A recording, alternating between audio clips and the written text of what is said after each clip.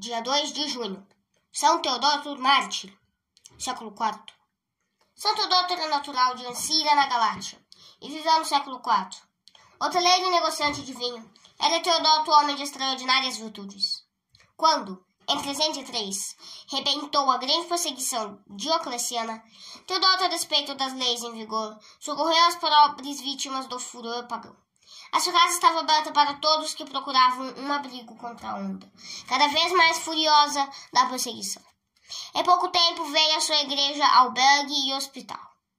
Veio a ser igreja, albergue e hospital. Embora houvesse proibição sob pena capital, Teodoto dava piedoso enterro aos cristãos, que caíam sob os golpes furibundos dos perseguidores. Em certa ocasião, da procura dos restos mortais do santo mártir valente, entrou na casa do sacerdote Frontão.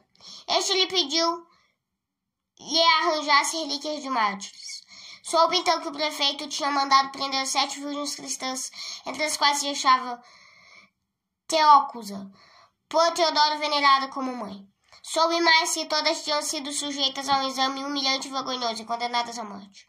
Teodoto, muito impressionado e entristecido com essa notícia, pediu ardentemente a Deus que lhes desse constância e perseverança no martírio. Esta oração foi ouvida, pois todas as 7 foram afogadas no açude. No dia seguinte, acompanhado de 2 cristãos, Políbio e Teotiarides, se dirigiram ao lugar do martírio. Era noite escura. Chegando ao açude, sentiram-se tomados de um grande pavor. Uma voz fez-se ouvir o que lhes disse: "Prossegue no teu caminho, meu Teodoto." Nisto viram uma cruz fugente de luz. Caíram de joelhos e rezaram. Depois, conduzidos pela luz misteriosa, chegaram ao lugar onde se achavam os cadáveres.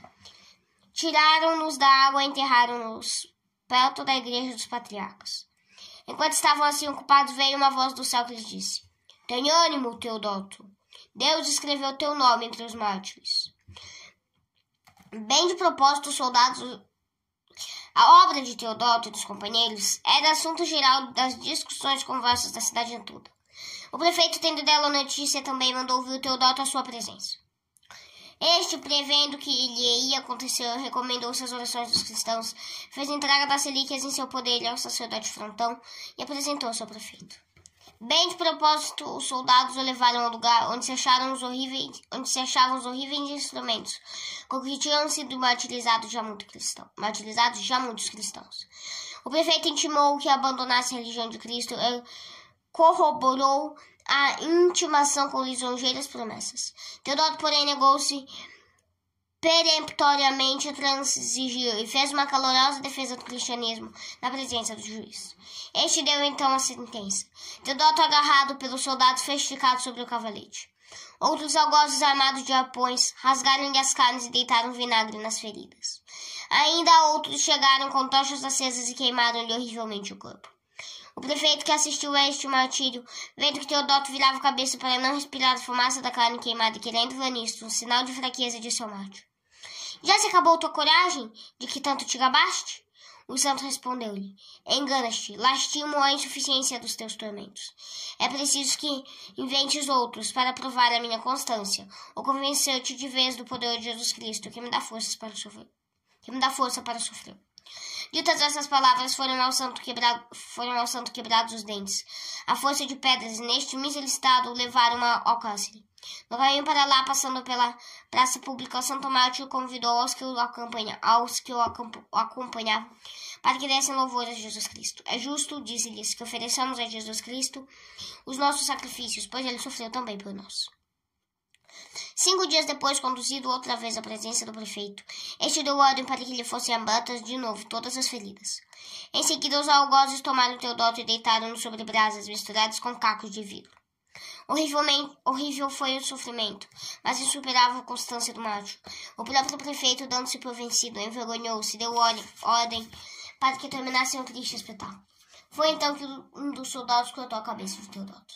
O corpo do mártir foi colocado sobre uma fogueira. Ninguém, porém, se atreveu a pôr fogo, porque apareceu uma grande luz que envolveu toda a fogueira. Mais tarde, quando os guardas se entregaram ao sono, o sacerdote Frontão tirou o corpo de Teodoto e sepultou-o cristamente.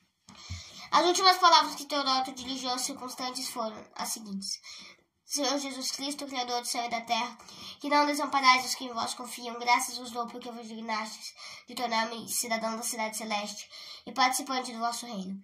Graças vos rendo por me teres dado vencer do dragão. Dai paz aos vossos servos e fazei que eu seja a última vítima do furor dos vossos inimigos. Dai à vossa igreja a bonança e livre-a da tirania de Satanás. Virado para os cristãos que se achavam presentes, disse: Não jureis antes louvar a Deus nosso Senhor Jesus Cristo, que me fez terminar a minha jornada e vencer o inimigo. Reflexões.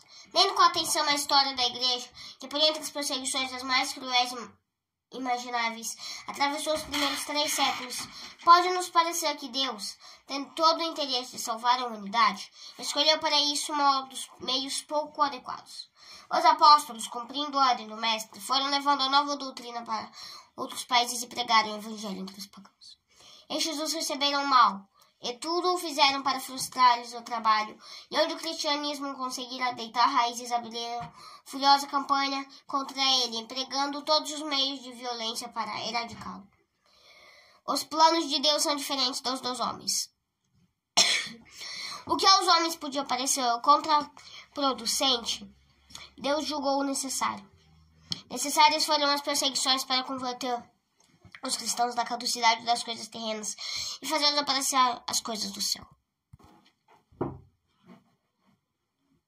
Necessárias foram as perseguições para converter os cristãos da caducidade das coisas terrenas e fazê-los apreciar as coisas do céu.